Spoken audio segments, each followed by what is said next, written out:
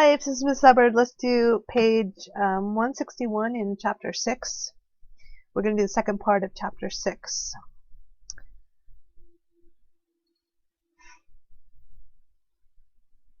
So, misspelling, sorry guys. Factors of affecting distribution of species. A fundamental niche. Let's talk about that.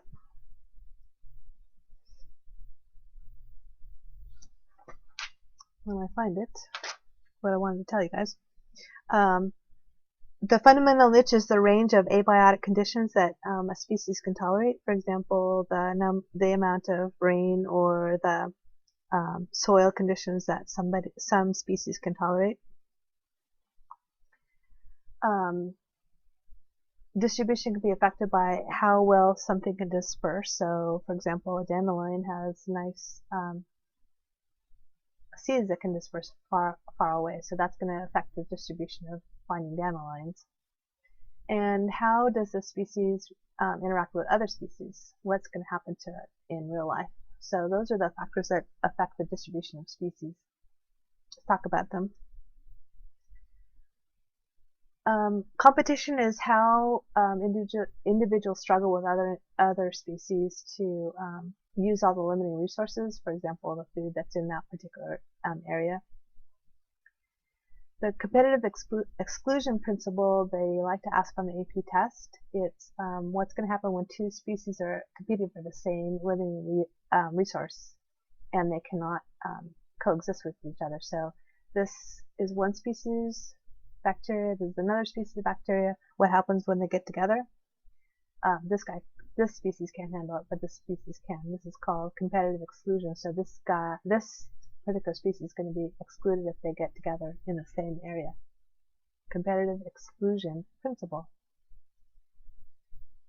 So when they get together, we're going to talk about resource partitioning. Partitioning just means separating, so don't get worried about that word.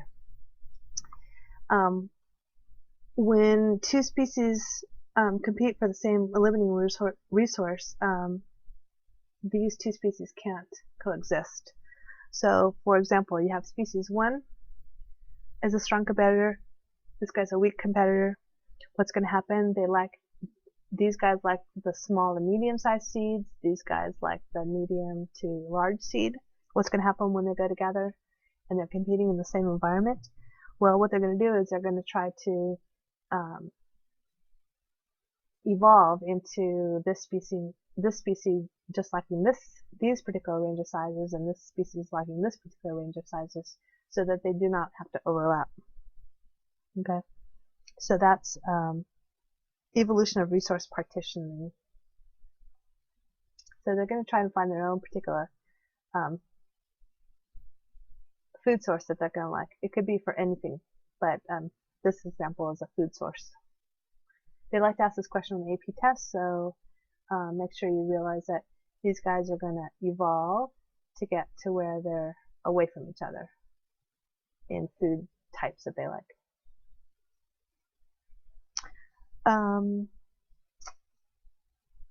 So there's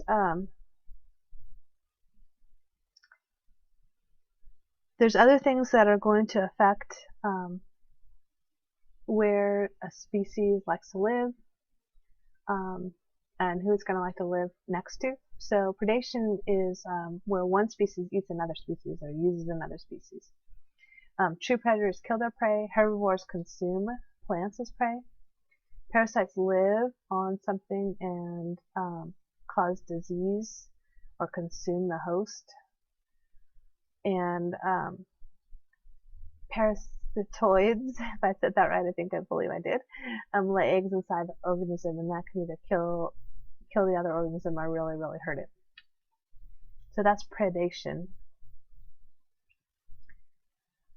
Animals make defenses against these. They can be behavioral, morphological, their shape. That's morphology means shape. Chemical. They can have toxic substances that they emit to get rid of the predators, or they can mimic some toxic species. They may look like a toxic species so that predators will not eat them. So these are defense adaptations to predation.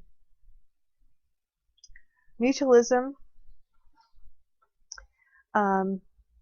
is a third type of interspecific interaction that benefits both of the two species involved. So mutualism, they both are happy. Predation, one's happy, one's not happy. And they usually show that in little charts with plus and minus signs. So mutualism, both of the two species have plus signs, they're happy. Commensalism, one species benefits, the other is harmed or not helped. So you can have one species a plus sign, the other species is a 0 or a negative. So when you have these little birds and things on the hippo's happy, these guys are happy because they're getting food off the hippo. Same thing with these. These guys are both happy. Anemone's happy, and little doryfish is happy too. So these are the plus and minus signs that you see in these things.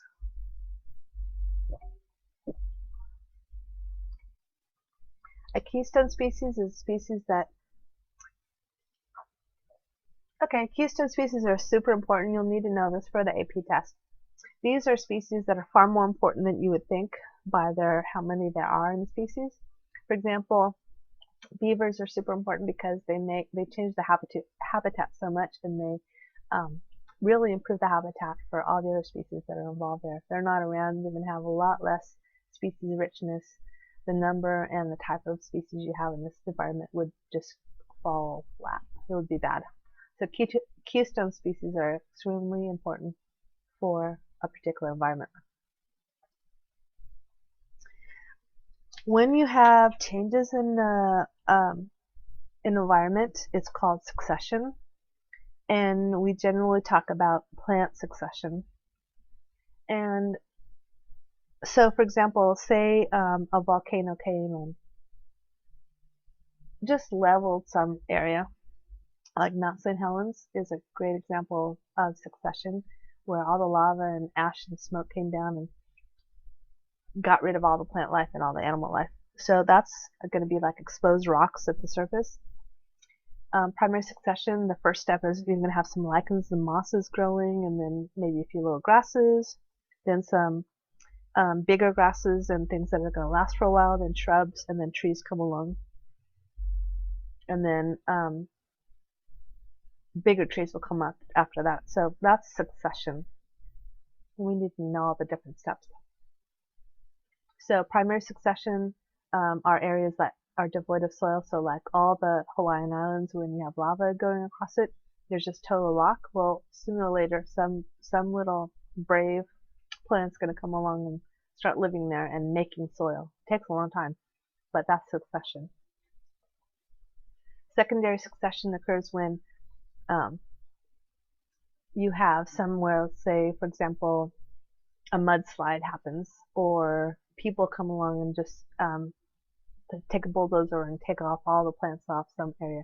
Then you're going to have secondary succession because there's still soil involved, and it can grow plants a lot faster than the Hawaiian Island example that I just said. Aquatic succession happens as the lake is being filled up with plants, and the plants dying and decaying, and that turns from a little pond or lake into just plain flat land, because all of all the sediment goes to the bottom and it becomes just land area. That's aquatic succession.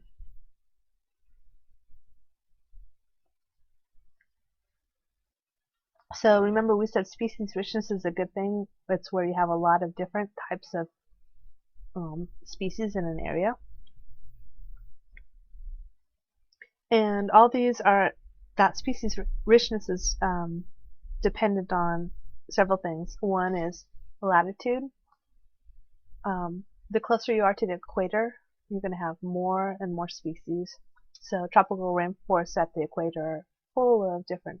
The richness is incredible because it has so many different plants and animals.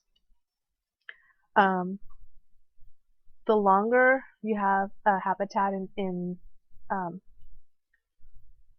at a particular place that hasn't been messed with, you're going to have more richness, because evolution has allowed speciation.